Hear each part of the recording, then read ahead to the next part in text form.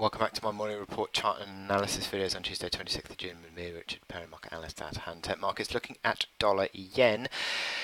Now, dollar yen continues to drop away. The uptrend has been broken.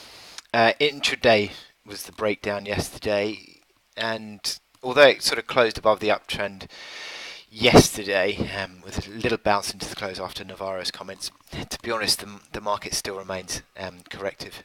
Looking at the momentum indicators, stochastics falling away, and having sort of traded down for most of today, you'd say that uptrend is now broken.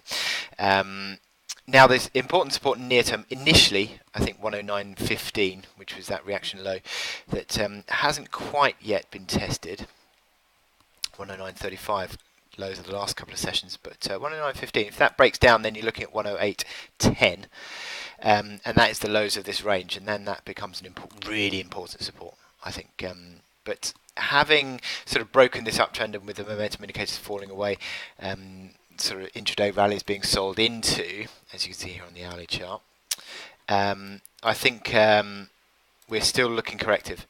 RSI on the hourly failing around sort of the mid 50s, MACD lines underneath neutral, so it all sort of points towards selling into strength. You've got this little pivot around 109.80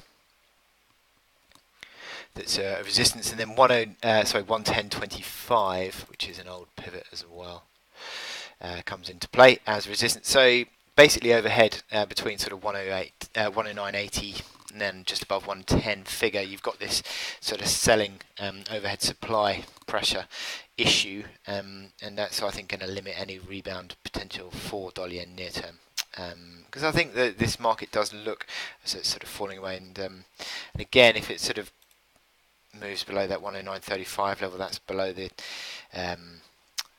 55-day moving average as well, and you'd be looking for RSI below 40, then that becomes a real issue in terms of corrective pressure as well. So the sort of downside pressure is still mounting, although it's not yet decisive. I'd say that it's still mounting, and you'd still be certainly sort of preferring to play on the shorter side and using rallies as a chance to sell.